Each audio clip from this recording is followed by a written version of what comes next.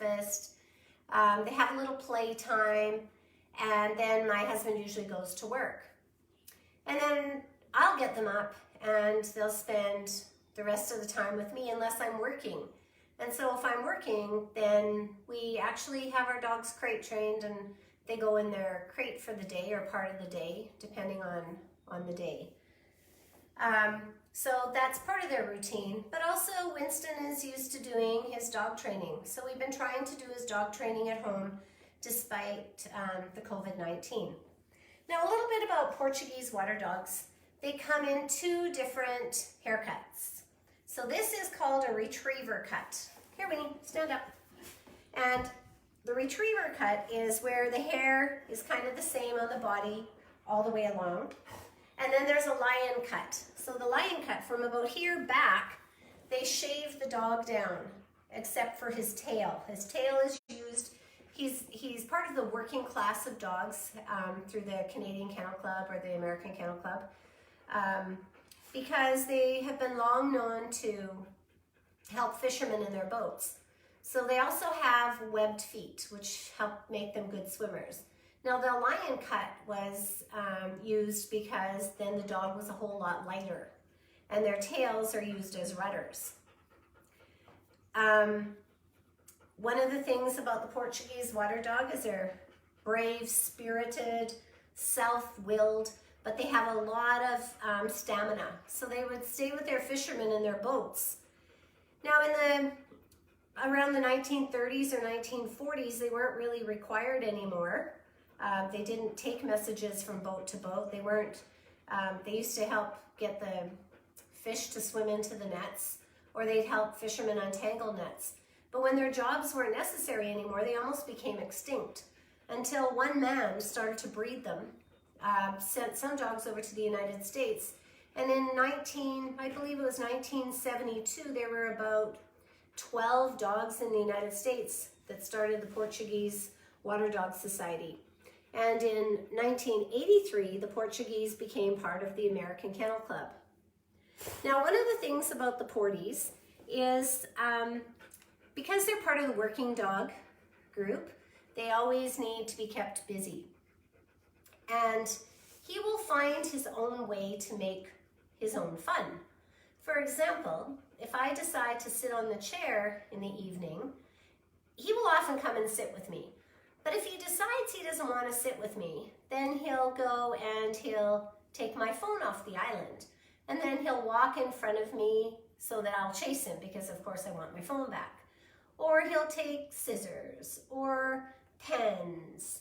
At the hospital, he has been known, of course, Ben will know this, to take a few sticky notes or to take Kleenex, and he just eats the Kleenex up.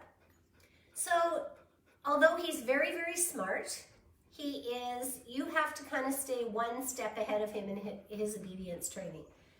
So the Canadian Kennel Club have 3 titles that you can get for obedience: novice, open, and utility. So he has his novice title. He got that last year. We started working on his open title, and he knows all of the exercises, but he gets silly in the ring. So we started working on some utility exercises as well. So we're going to just show you a few things.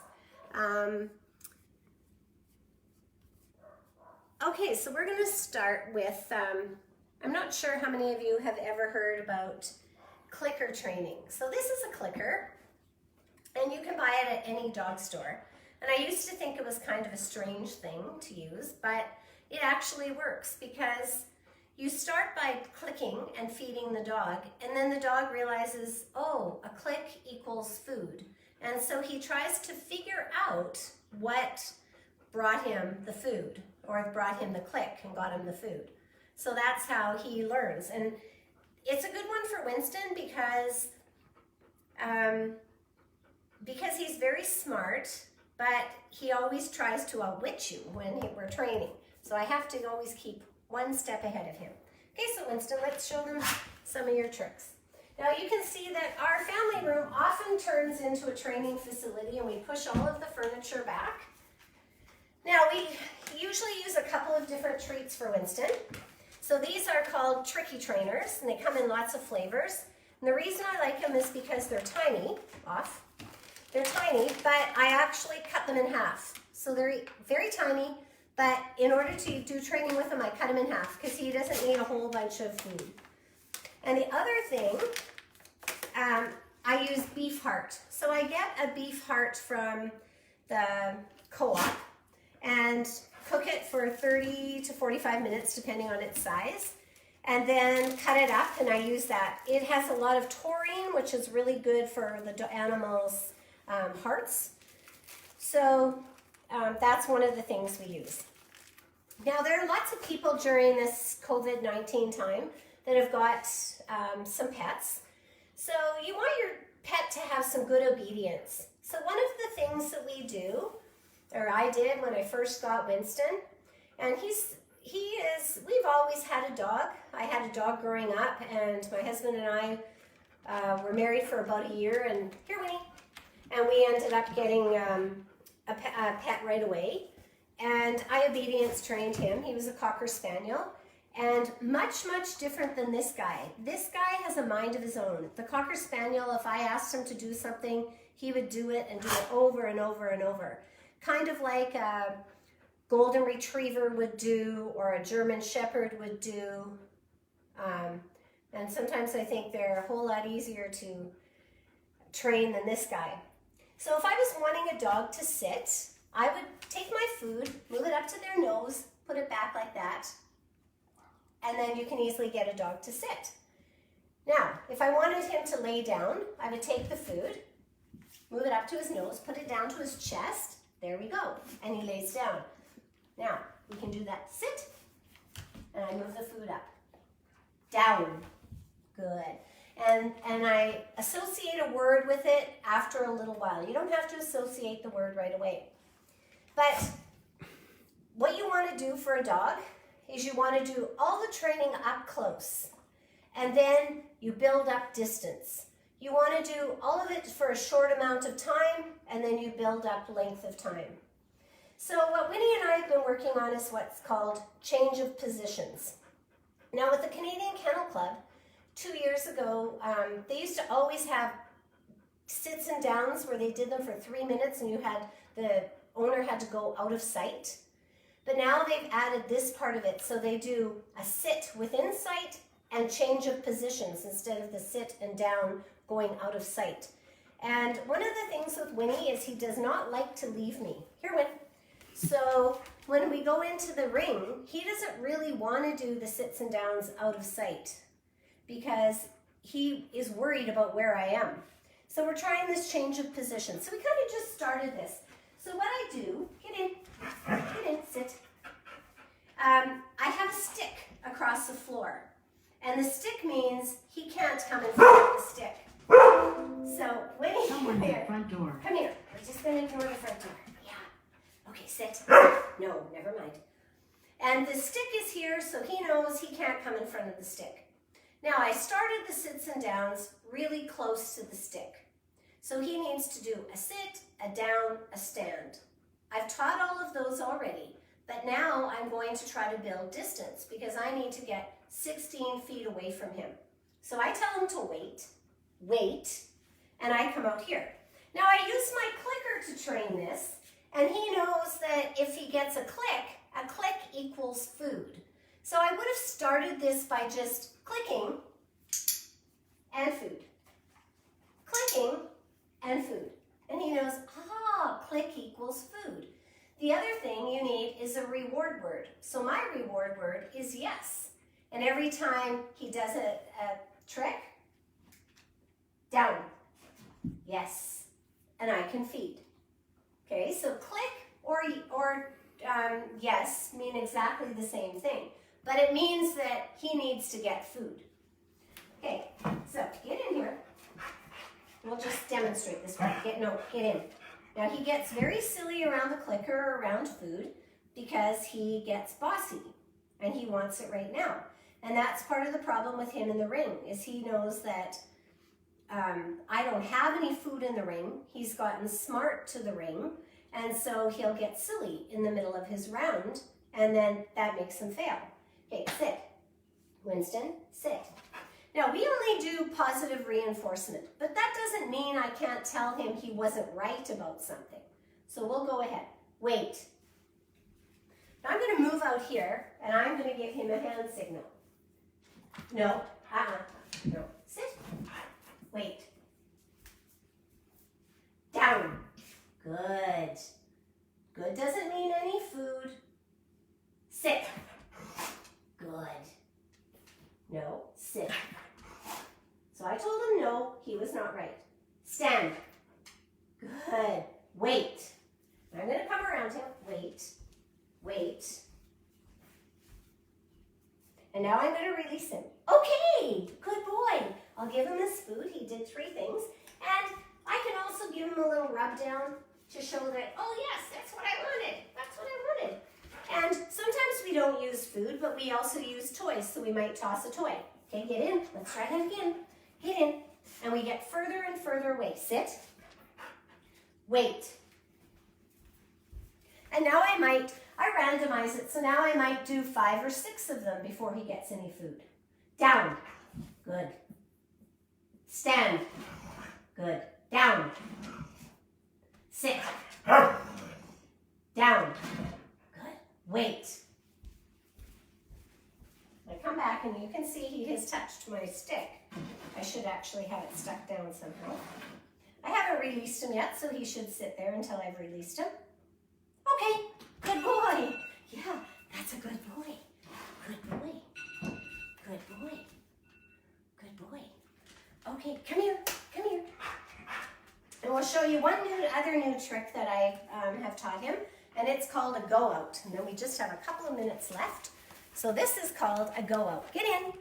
And in utility, which is the next level of obedience, he needs to be able to leave my side, go out, turn around, and then I'm going to tell him to go over the left jump or the right jump. So here's how we started it.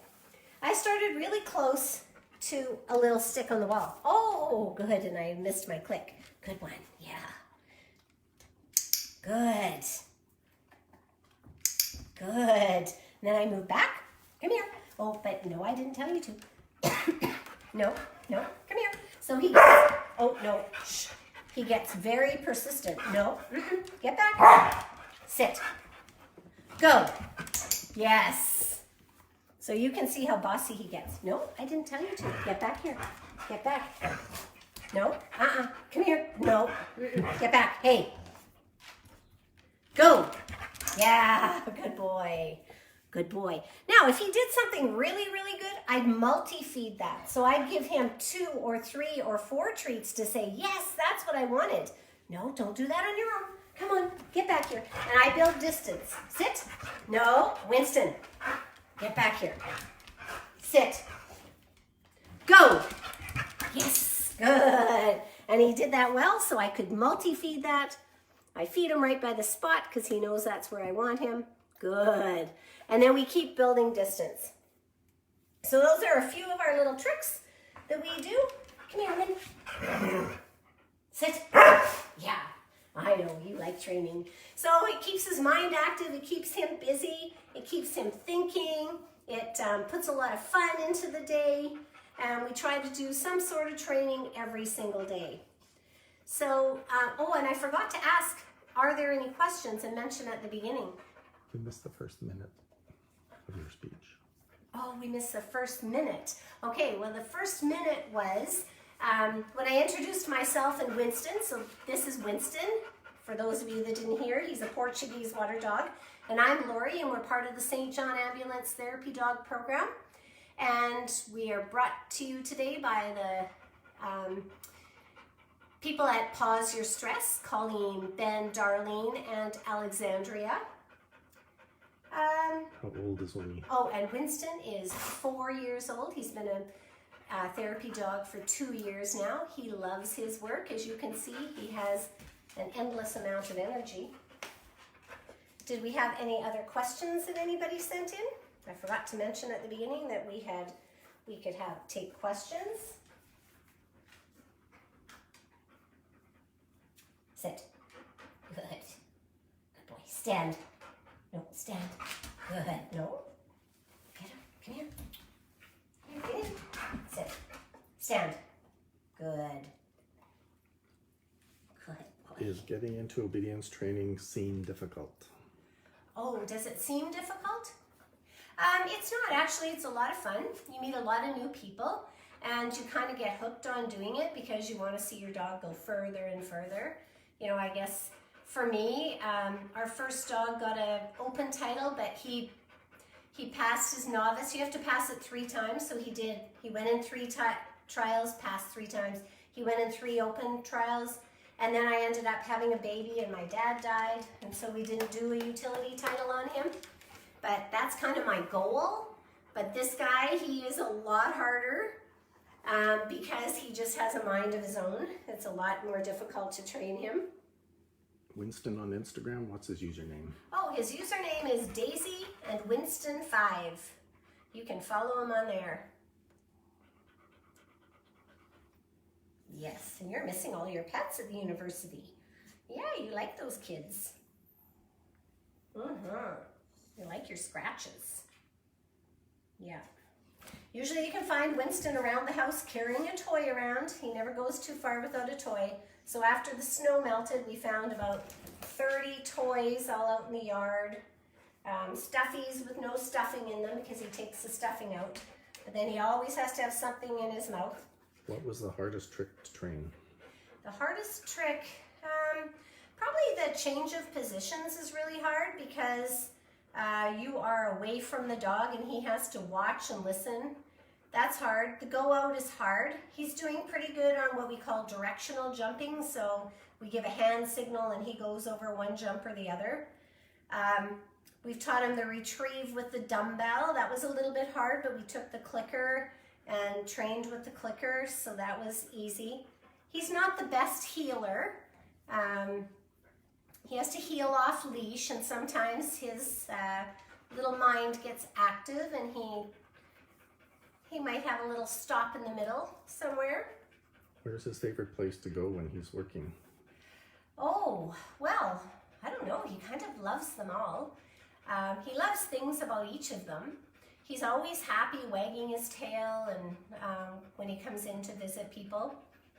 They recognize him now, so that's kind of nice. What's the funniest thing Winston has done? Oh my. Well, Winston does a lot of funny things. The one day at the hospital, he took a sticky note off the computer and ate it. In the ring, he is always doing something very silly. So there was a judge and she was a St. John ambulance evaluator for therapy dogs. So I was telling her ahead of time, oh, he's a therapy dog. And I got him all lined up beside me and he was going to do his heeling off leash. And she was there with her little clipboard. And he must have thought something was on the clipboard. So he takes off away from me, runs over to the judge, jumps on her to check out her clipboard. It was so embarrassing. I'm sure that was a fail right away. So although that was kind of funny for other people, it wasn't necessarily for me. I was horrified. Does he mind when you leave the house without him? Oh, well, yes. And so that was another thing I was going to point out. Repeat the question. Pardon me? Repeat the question. Oh, sorry. The question was, does he mind when I leave the house without him? And he does. All of our other dogs have loved their crates. He goes in his crate and he's happy in there, but he doesn't love to go in and stay for a while. And so that's another thing we make sure we do when he's, during this COVID-19 time, is we make sure he spends some time in his crate each day, because I don't want him to suffer from separation anxiety once these times are over. And that is a possibility for dogs to suffer that. So just making sure your dog is spending a little bit of time on their own and not always with you, getting pets and having fun with you, because they will miss you once we go back to work. All right, so thank you very much for visiting. This is a lot of fun. It's some way that the dog can at least visit with you and you can visit with them. What was your saying at the beginning? And so thank you so much for to Pause Your Stress and to St. John Ambulance Therapy Dogs. And just a reminder of what Winnie's tip is. His tip is to keep to your routines, even in the time of COVID-19. One last question. Does he like water and swimming since he's a Portuguese water dog? Oh. Repeat the question. Does Winston like water since he's a Portuguese water dog? Winnie was never exposed to too much lake stuff when he was little, so he will go in up to his belly and he loves that part, but he does not like getting his feet off the ground. So yes, there are lots of Portuguese water dog competitions around, and that's something that might actually be kind of fun, and I think he would get into it after a little while. We have, my daughter has his niece, and her name is Daisy, and Daisy loves water, but Daisy is very different than Winston, way more independent. She gets her little feelings hurt if you told her no, she didn't do something right, whereas when we train with him, if we told him no, he would care less. So they're such different dogs. Okay, wrap up.